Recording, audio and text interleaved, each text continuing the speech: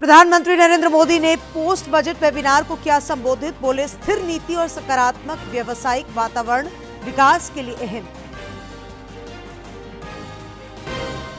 विधानसभा में बजट पर चर्चा की शुरुआत। सत्ता पक्ष ने बताया ऐतिहासिक, विपक्ष ने विभिन्न मुद्दों पर सरकार को घेरा। कल भी जारी रहेगी चर्चा। एसीबी ने चतरा में एसडीओ कार्यालय के कंप्यूटर ऑपरेटर को किया गिरफ्तार। चाईबासा के टोंटो में उग्रवादियों का डंप ध्वस्त। भारी मात्रा में हथियार और विस्फोटक बरामद। और बाबा नगरी देवघर में 6 मार्च से शुरू होगा 3 दिवसीय राजकीय बैद्यनाथ महोत्सव। देश की समृद्ध लोक संस्कृति की दिखेगी झलक। पर्यटन मंत्री सुदिव्य कुमार करेंगे उद्घाटन।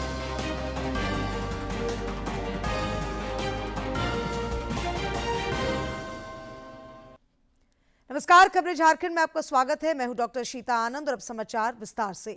प्रधानमंत्री नरेंद्र मोदी ने बजट उपरांत विकास का इंजन विषय पर आयोजित वेबिनार को आज संबोधित किया।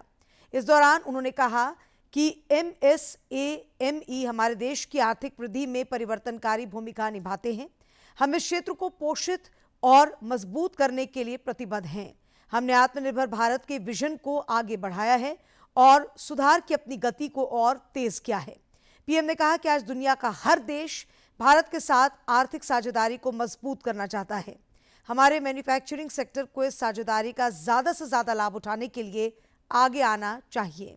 प्रधानमंत्री ने कहा कि स्थिर नीति और एक सकारात्मक व्यावसायिक वातावरण विकास के लिए महत्वपूर्ण है। इस योजना के तहत 750 से ज्यादा यूनिट्स को मंजूरी दी गई है। इससे 1.5 लाख करोड़ रुपए से ज्यादा का इन्वेस्टमेंट आया है। 13 लाख करोड़ रुपए से ज्यादा का प्रोडक्शन हुआ है और 5 लाख करोड़ रुपए से ज्यादा का एक्सपोर्ट हुआ है।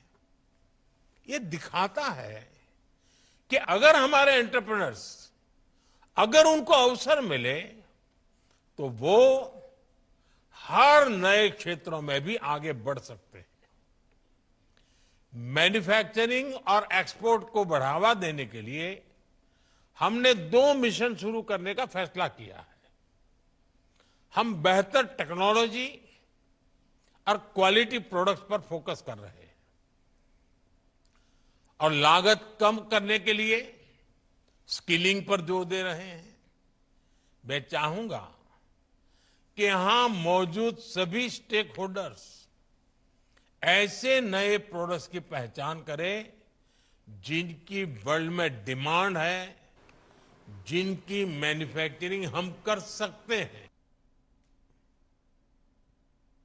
प्रधानमंत्री नरेंद्र मोदी ने बजट उपरांत विकास का इंजन विषय पर आयोजित वेबिनार को आज संबोधित किया। और रुक करते हैं अब अगली खबर का। प्रधानमंत्री नरेंद्र मोदी ने गुजरात में वन्य जीव बचाओ, पुनर्वास और संरक्षण केंद्र बनतारा का उद्घाटन भी किया। ये 2000 से अधिक प्रजातियों और 1.5 लाख से अधिक बचाए गए जानवरों का घर है। इस दौरान प्रधानमंत्री जंगली जानवरों से करीबी रूप से रूबरू हुए। देखिए कुछ खास झलकियां।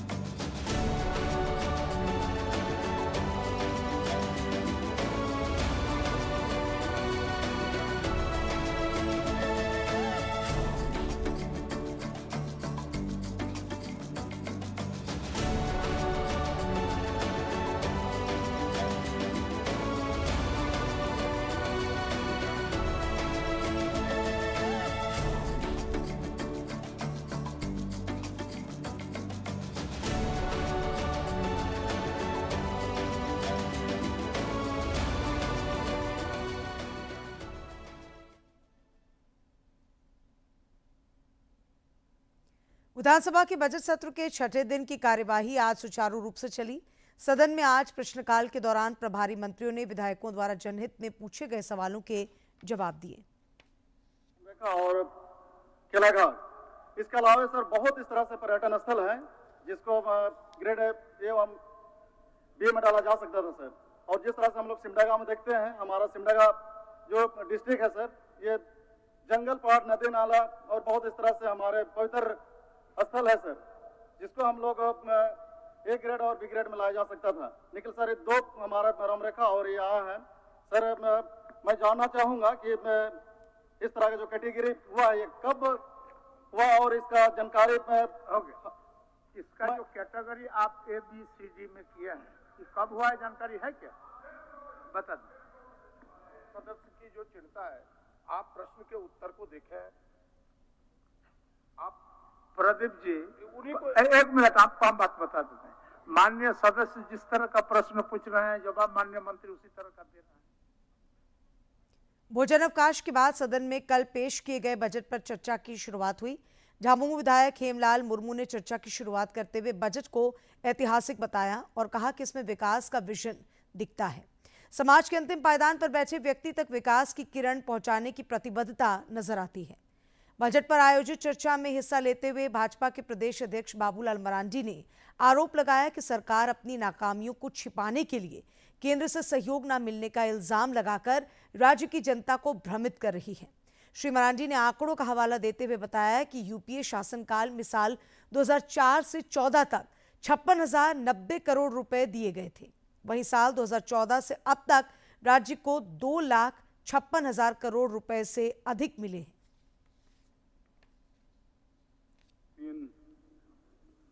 2025 को इस राज्य का बजट सदन में जो प्रस्तुत किया गया है, वह वास्तव में एक ऐतिहासिक और समावेशी बजट है। इस बजट की लोकप्रियता का प्रतिबिंब झारखंड के अंतिम एवं उपेक्षित व्यक्तियों को खुशहाल करने का है। उस समय 4 से 14 10 वर्षों में 56,090 करोड़ रुपया राज्य को प्राप्त हुआ था और 14 से 24 के बीच एनडीए की गवर्नमेंट है, मोदी जी के नेतृत्व में सरकार चल रही है। 2,26,000 करोड़ रुपया, इस 2,26,444 करोड़ रुपया प्राप्त हुआ। और सरकार से मैं कहूंगा, भाई हम इस प्रकार की कम से कम दुष्प्रचार तो नहीं करें। लोगों के पास ये भ्रम की स्थिति को तो हम पैदा नहीं करें। विधानसभा में कल पेश बजट पर लगातार प्रतिक्रियाएं प्राप्त हो रही हैं। भाजपा के वरिष्ठ नेता अमर बाउरी ने प्रेस वार्ता आयोजित कर कहा कि इसमें समाज के बड़े वर्ग के हितों की अनदेखी हुई है। अब वो आप बजट के रूप में दिखा रही है, वहीं हमारा ही मानना है कि अभी तक के सबसे निकृष्ट बजट के रूप में यह पेश किया गया है। इसमें घोर निराशा है, इसमें घोर एक तरह से उदासीनता है। यह बजट जो विकास की एक चमक जो बजट के आने के साथ ही बिखरती है, वो उसकी कमी दिखती है। इसमें कोई चार्म नहीं है। भाजपा विधायक नीरा यादव ने राज्य में वाहन चेकिंग अभियान के तौर तरीकों पर सवाल उठाया है।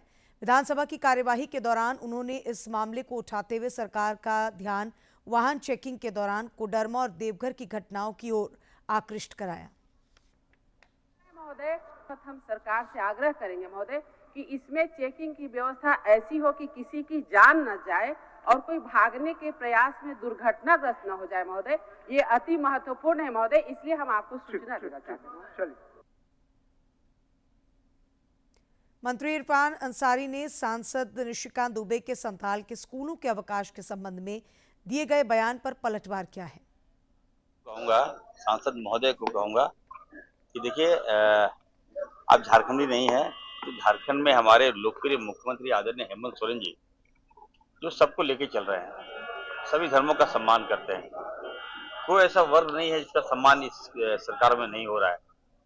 यहाँ तक कि त्योहारों में भी उनका सम्मान हो रहा है। भाजपा के प्रदेश अध्यक्ष बाबूलाल मरांडी ने राज्य की विधि व्यवस्था पर एक बार फिर से सवाल उठाया है। श्री मरांडी ने कहा कि कल जब सरकार बजट पर वाहवाही लूटने का प्रयास कर रही थी, तब दुमका जिले के काठीकुंड थाना क्षेत्र में एक विवाहित महिला के साथ सामूहिक दुष्कर्म कर हत्या कर दी गई। 4 बच्चों के सिर से उनकी मां का साया उठ गया। श्री मरांडी ने सरकार से पूछा कि आखिर कब तक महिलाओं को ऐसी बर्बरता का शिकार होना पड़ेगा। मैया योजना की आड़ में सरकार कब तक अपने महिला विरोधी चेहरे को छिपाती रहेगी। महिला एवं बाल विकास मंत्री अन्नपूर्णा देवी अंतर्राष्ट्रीय महिला दिवस के मद्देनजर दिल्ली में आयोजित सशक्त पंचायत नेत्री अभियान के तहत निर्वाचित महिला प्रतिनिधियों के राष्ट्रीय सम्मेलन में आज शामिल हुई। इस दौरान उन्होंने कहा कि केंद्र सरकार आधी आबादी के समग्र विकास पर जोर दे रही है। इस मौके पर केंद्रीय मंत्री राजीव रंजन सिंह समेत अन्य गणमान्य लोग भी मौजूद थे। साथियों, महिला सशक्तिकरण केवल समानता का विषय नहीं है, यह आर्थिक, सामाजिक और प्रशासनिक प्रगति का एक महत्वपूर्ण कारक है। और शोध बताते हैं कि जब महिलाएं नेतृत्व करती है तो सबसे ज़्यादा जब निर्णय महिलाएं लेती हैं तो स्वास्थ्य, शिक्षा, स्वच्छता और आर्थिक स्थिरता में अधिक निवेश भी करती हैं और हमेशा सकारात्मक परिणाम भी प्राप्त करते हैं।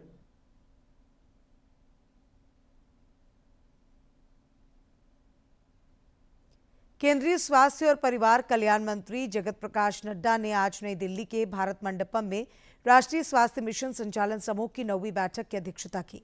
बैठक में स्वास्थ्य सेवा और एनएचएम के लक्ष्यों को प्राप्त करने के उद्देश्य से नीतिगत ढांचे, परिचालन रणनीतियों और वित्तीय मानदंडों पर चर्चा हुई।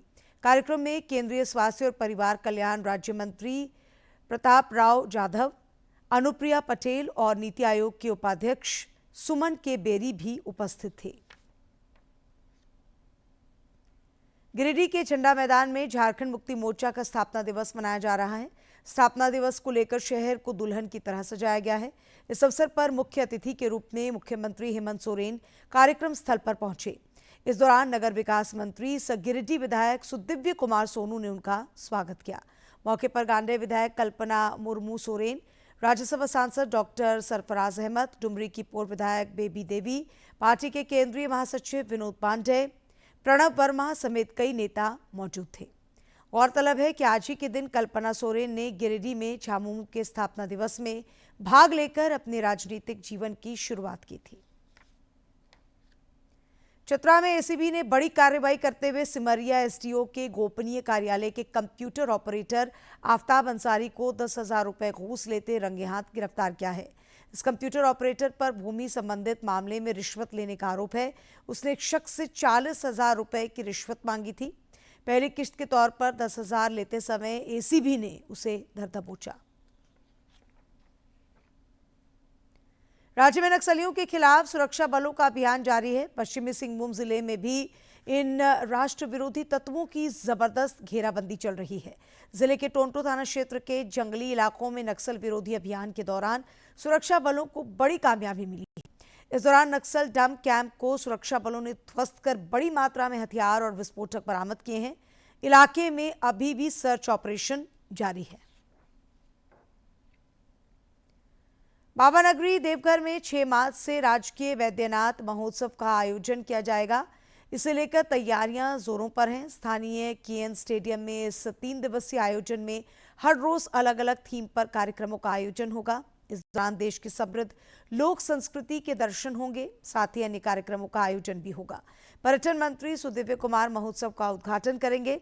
जिले के उपायुक्त विशाल सागर ने महोत्सव आयोजन की तैयारियों की समीक्षा कर संबंधित अधिकारियों को व्यवस्था को ससमय पूरा करने की हिदायत दी।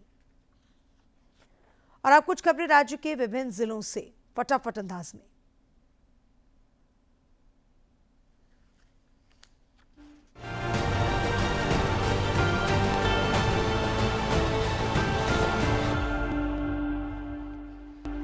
रक्षा राज्य मंत्री संजय सेठ ने आज सांसद निधि से रांची शहरी क्षेत्र के वार्ड संख्या 34 गंगानगर साइंस सिटी में पीसीसी पथ निर्माण कार्य का शिलान्यास किया।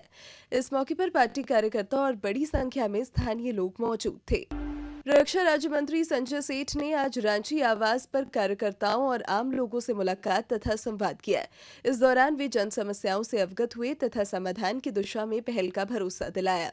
श्री सेठ ने इस संबंध में कुछ तस्वीरें साझा कर कहा कि रांची में पेयजल संकट को लेकर आम नागरिक चिंतित दिखे। संबंधित अधिकारियों को समस्याओं के समाधान के निर्देश दिए गए हैं। ग्रामीण विकास मंत्री दीपिका पांडे सिंह से रांची स्थित आवास पर झारखंड वित्त रहित शिक्षा संयुक्त मोर्चा के प्रतिनिधियों ने मुलाकात की। इस दौरान प्रतिनिधिमंडल ने राज्यकर्मी का दर्जा देने और महंगाई को ध्यान में रखते हुए विद्यालयों के अनुदान में 75% की वृद्धि करने की मांग की। ग्रामीण विकास मंत्री ने मांगों पर विचार कर मुख्यमंत्री को अवगत कराने की बात कही। पीएम जनधन योजना से जनजातीय बाहुल्य इलाकों का कायाकल्प हो रहा है। सांसद बीडी राम ने इस योजना अंतर्गत पलामू संसदीय क्षेत्र में प्रधानमंत्री ग्राम सड़क योजना के तहत चैनपुर एवं रामगढ़ प्रखंड में 8,09,72,000 रुपए की लागत से बनने वाले लगभग 10 किलोमीटर सड़क निर्माण कार्य का शिलान्यास किया। यह कार्यक्रम नावाडीह में आयोजित हुआ। जामताड़ा उपायुक्त ने जिला पर्यावरण समिति की बैठक में हिस्सा लिया। इस दौरान उन्होंने पर्यावरण प्लान, कचरा प्रबंधन, वाहनों में प्रदूषण जांच, पर्यावरण अनुकूल जीवन शैली अपनाने सहित अन्य बिंदुओं पर विमर्श कर संबंधित अधिकारियों को आवश्यक दिशा निर्देश दिए। आजसू पार्टी के अध्यक्ष सुदेश महतो ने पूर्व सांसद शहीद सुनील महतो के बलिदान दिवस पर उन्हें विनम्र श्रद्धांजलि अर्पित की। रांची उपायुक्त ने अधिकारियों संग भूमि विवाद के कारणों की समीक्षा की। इस दौरान उन्होंने दोहरी जमाबंदी के मामलों पर चर्चा करते हुए संबंधित अधिकारियों को जरूरी निर्देश दिए। धनबाद उपायुक्त ने हीरापुर के भिस्तीपाड़ा स्थित HE स्कूल प्रांगण में मॉडल आंगनबाड़ी केंद्र का उद्घाटन किया। उन्होंने बताया कि समाज कल्याण विभाग को जिले के अन्य आंगनबाड़ी केंद्रों को भी इसी तर्ज पर मॉडल आंगनबाड़ी केंद्र बनाने के लिए लिस्ट तैयार करने के निर्देश दिए गए हैं। खूंटी में कृषकों को उन्नत कृषि से जोड़ने के लिए विभिन्न स्तरों पर प्रयास हो रहे हैं। राष्ट्रीय बागवानी मिशन योजना के तहत जिला विज्ञान कार्यालय द्वारा विभिन्न प्रखंडों से चयनित 100 कृषकों को 5 दिवसीय उद्यानिकी प्रशिक्षण और भ्रमण के लिए बिहार के समस्तीपुर स्थित डॉक्टर राजेंद्र प्रसाद केंद्रीय कृषि विश्वविद्यालय पूसा भेजा गया। साहिबगंज उपायुक्त ने जिला मत्स्य विभाग कार्यालय का निरीक्षण किया। इस दौरान उन्होंने मत्स्य पालन और बतख पालन का जायजा लिया। उपायुक्त ने मत्स्य पालन बढ़ाने और किसानों को आधुनिक तकनीक से जोड़ने के निर्देश दिए।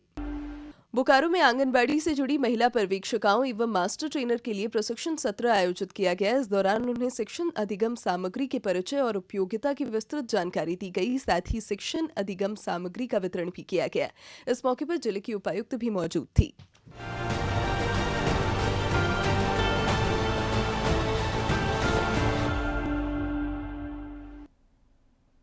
साहिबगंज जिले के मंडरो स्थित फॉसिल्स पार्क में जियोलॉजिकल सर्वे ऑफ इंडिया और वन प्रमंडल के तत्वावधान में जागरूकता कार्यशाला और शैक्षणिक भ्रमण का आयोजन किया गया।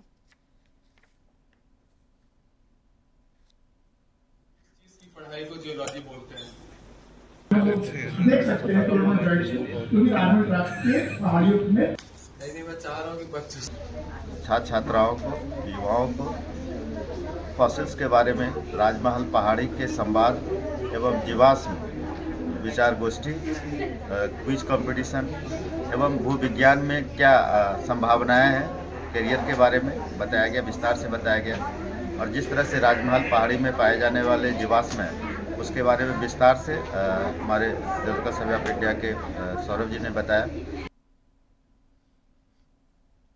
केंद्रीय सड़क परिवहन एवं राजमार्ग मंत्री नितिन गडकरी ने टाटा मोटर्स द्वारा बनाई गई भारत के पहले हाइड्रोजन ट्रक के ट्रायल को आज नई दिल्ली में हरी झंडी दिखाकर रवाना किया।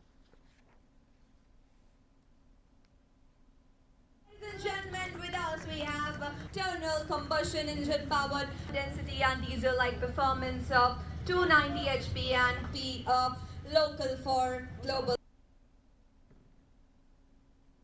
विश्व मोटापा दिवस पर आज देश दुनिया में कई जागरूकता कार्यक्रम आयोजित हुए। प्रधानमंत्री नरेंद्र मोदी ने भी पिछले मन की बात कार्यक्रम में मोटापे की समस्या की ओर ध्यान आकृष्ट कराया था। केंद्रीय खेल मंत्री मनसुख मांडविया ने भी आज एक वीडियो संदेश के माध्यम से फिटनेस पर जोर दिया।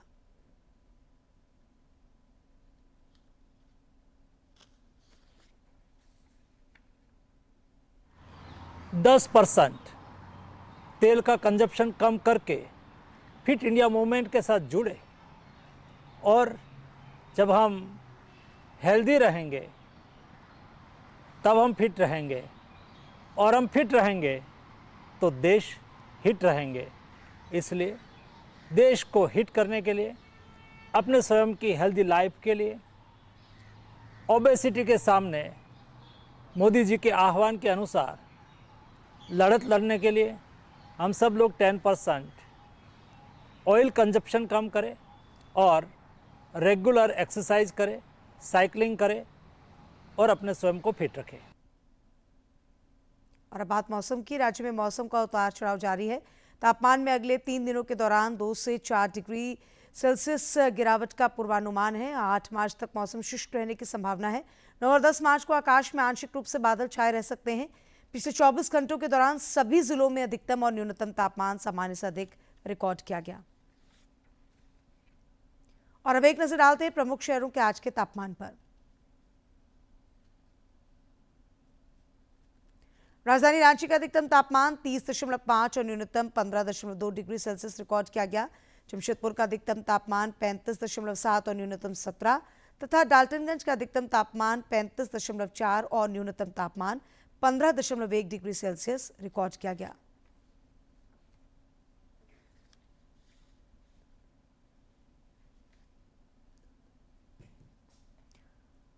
और आइए अब करते हैं विधानसभा सत्र की समीक्षा।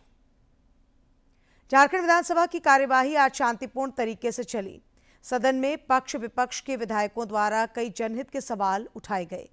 पहली पाली में प्रश्नकाल के दौरान शिक्षा विभाग से जुड़े एक सवाल का जवाब देते हुए शिक्षा मंत्री रामदास सोरेन ने कहा कि राज्य में 7,930 सरकारी स्कूल ऐसे हैं जिनमें केवल एक शिक्षक ही कार्यरत है। शिक्षकों की कमी पर विधानसभा में भारतीय जनता पार्टी विधायक राज सिन्हा के प्रश्न के लिखित उत्तर में उन्होंने कहा कि इन स्कूलों में 3,81,000 छात्र दाखिल हैं। बाद में सदन में सोरेन ने कहा कि 103 स्कूल ऐसे हैं जिनमें कोई छात्र नहीं है और उनमें 17 शिक्षक कार्यरत हैं। भाजपा विधायक राज सिन्हा के ही एक अल्पसूचित प्रश्न के उत्तर में उद्योग विभाग के प्रभारी मंत्री ने बताया कि धनबाद जिला औद्योगिक एवं खनिज पदार्थ उत्खनन वाला क्षेत्र है, जहां प्रत्यक्ष और अप्रत्यक्ष रूप से लाखों की आजीविका निर्भर है। उन्होंने बताया कि धनबाद जिले में वित्तीय वर्ष 2024-25 में कार्यरत सूक्ष्म और लघु उद्योगों की संख्या 4,518 है। विधायक भूषण बाड़ा के एक प्रश्न के उत्तर में पर्यटन मंत्री ने बताया कि सिमडेगा में राम रेखा धाम, केलाघाग, बस्तपुर और क्रूस्टोंगरी पर्यटक स्थल के रूप में अधिसूचित हैं। इन पर्यटक स्थलों के विकास के लिए कई योजनाओं को लाने का प्रयास किया जा रहा है। विधायक सरयू राय ने एक प्रश्न के उत्तर में वन एवं पर्यावरण विभाग के प्रभारी मंत्री ने बताया कि बिजली घरों से फ्लाई ऐश के उत्सर्जन और रोकथाम के लिए ESP स्थापित किया गया है। विधायक हेमलाल मुर्मू के एक प्रश्न के उत्तर में उद्योग मंत्री ने बताया कि कोलकाता में फरवरी 2025 में बंगाल ग्लोबल बिजनेस समिट में झारखंड को 25,000 करोड़ रुपए निवेश का प्रस्ताव मिला है। उन्होंने बताया कि गोविंदपुर साहेबगंज औद्योगिक गलियारा के लिए पाकुड़ जिला में 616 एकड़ भूमि को चिन्हित किया गया है। भोजन अवकाश के बाद सदन में वित्तीय वर्ष 2025-26 के आय व्यय पर सामान्य वाद विवाद प्रारंभ हुआ। जेएमएम विधायक हेमलाल मुर्मू ने चर्चा की शुरुआत करते हुए बताया कि आगामी वित्तीय वर्ष 2025-26 के लिए 1,45,00,000 करोड़ रुपए से अधिक का बजट पेश किया गया है, जो वर्तमान बजट आकार से करीब 13% अधिक है। उन्होंने कहा कि हेमंत सोरेन के नेतृत्व में चल रही सरकार के कार्यकाल के दौरान विकास कार्यों में भी गति आई है। भाजपा विधायक बाबूलाल मरांडी ने कहा कि वो कल वित्त मंत्री राधाकृष्ण किशोर के बजट को बड़े ध्यान से सुन रहे थे, लेकिन उनके भाषण में राजनीतिक क्रेडिट लेने की बात ज्यादा नजर आई। उन्होंने कहा कि वो उम्मीद कर रहे थे कि शायद बजट को प्रारंभ करेंगे तो बजट सत्र में राजनीति नहीं करेंगे, लेकिन कल पूरे राज्य ने सुना। उन्होंने यहीं से ही राजनीति शुरू कर दी। 15 नवंबर 2000 को झारखंड बना। इन्होंने शिबू सोरेन को इसका क्रेडिट दिया, कांग्रेस पार्टी को भी क्रेडिट दिया, लेकिन इन्होंने एक बार भी उस समय के प्रधानमंत्री अटल बिहारी वाजपेयी जी का नाम तक नहीं लिया।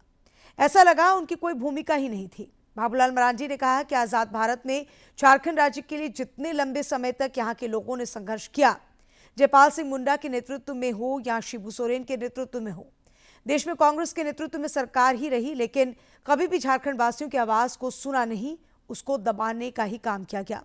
खरीदने का ही काम किया गया। कांग्रेस विधायक डॉक्टर रामेश्वर उरांव ने कहा कि आर्थिक विकास दर के अनुरूप बजट तैयार किया जाता है। उन्होंने सरकार के प्रयास की सराहना की।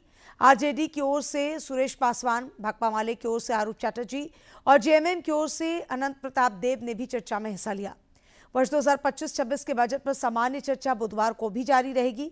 इसके साथ ही विधानसभा अध्यक्ष रविंद्रनाथ महतो ने सभा की कार्यवाही को बुधवार 5 मार्च पूर्वाह्न 11 बजे तक के लिए स्थगित कर दिया। और अंत में मुख्य समाचार एक बार फिर।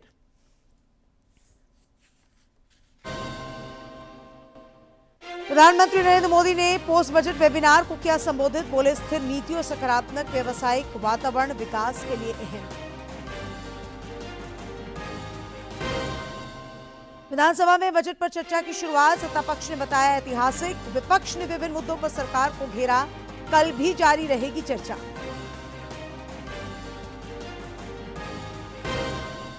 एसीबी ने चतरा में एसडीओ कार्यालय के कंप्यूटर ऑपरेटर को किया गिरफ्तार। चाईबासा के टोंटो में उग्रवादियों का डंप ध्वस्त। भारी मात्रा में हथियार और विस्फोटक बरामद।